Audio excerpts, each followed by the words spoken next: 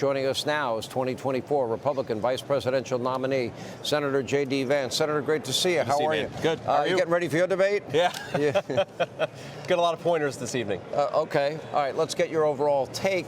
I think the thing that's frustrating to me and a lot of people, well, number one, I think 3-on-1 was a little frustrating. Yeah. Number two, the topics that are so relevant, the radical positions that she's taken. Sure.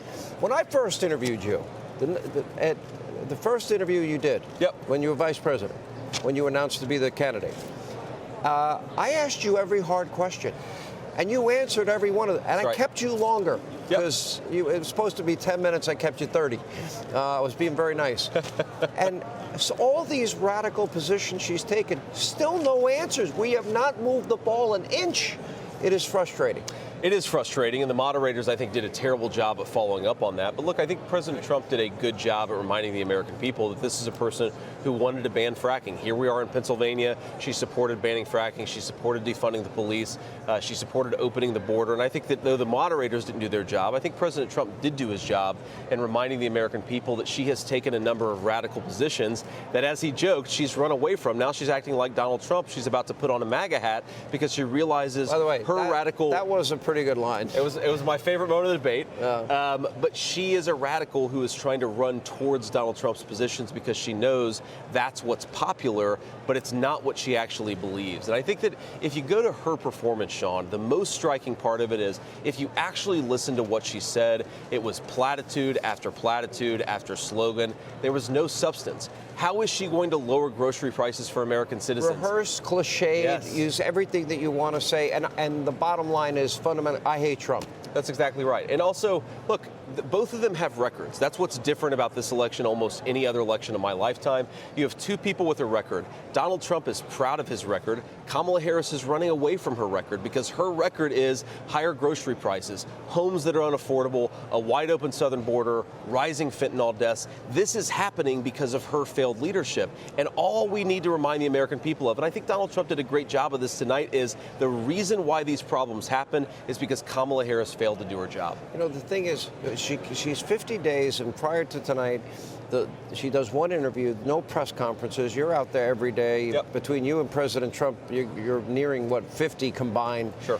And it's still a mystery. It's like the candidate protection program, and the media keeps her in there.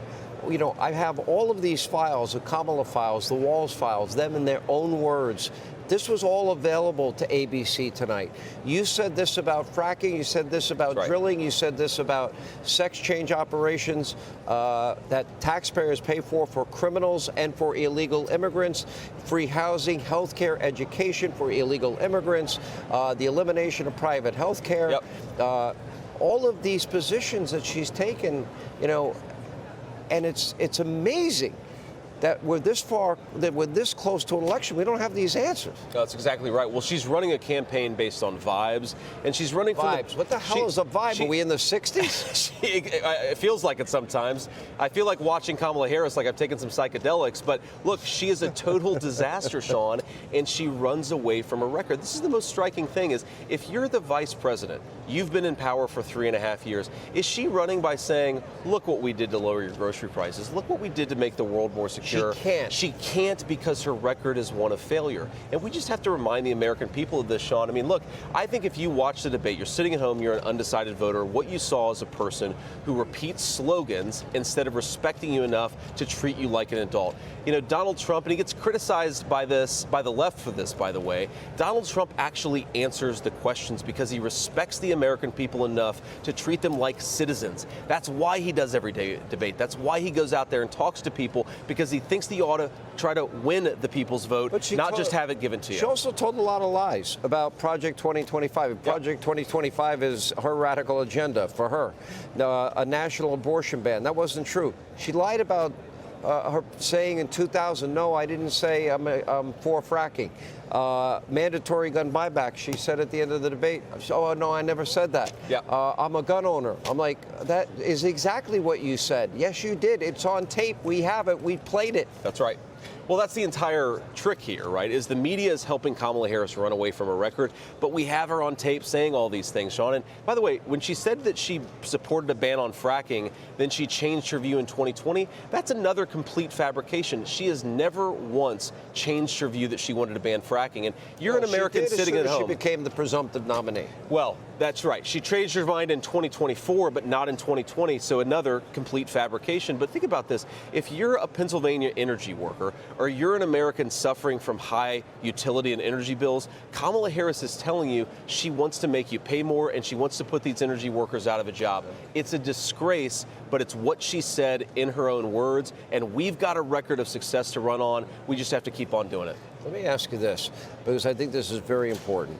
So with 56 days, but we have early voting. We're 1 week away where early voting starts here in Pennsylvania. You're spending a lot of time in Wisconsin, Michigan, Pennsylvania. Sure. And one has to wonder, you know, to what extent has her past statements and radical positions penetrated the consciousness of the American people? Look, I think they've penetrated a little bit, and it's our job over the remaining 56 days of the campaign. You're right, early voting starts in just a couple of weeks. It's our job to make it penetrate. In a week. John, we have to do this every single day. We have to remind the American people of what she said. Look, this is not complicated. We just have to tell the truth. Kamala Harris wanted to ban fracking. She wanted to defund the police. She said it all on video. We just have to remind people of what she said. And by the way, Sean, it's not just reminding people what she said. It's reminding what Donald Trump did and has plans to do again. We had prosperity. We had peace. We had the American dream that started to feel alive again thanks to Donald Trump's leadership. Sean, you know I believe this. I think we've got the best workers, the best history and cultural traditions in the world. We've got the best natural resources in the most beautiful country. We have got failed leadership that is ruining our great inheritance as a country. We just need better leadership. It's that simple. Good to see you, man. Senator, good to see you. Appreciate it. We'll be seeing you out on the campaign trail. Hey, Sean Hannity here. Hey, click here to subscribe to Fox News YouTube page and catch our hottest interviews and most compelling analysis. You will not get it anywhere else.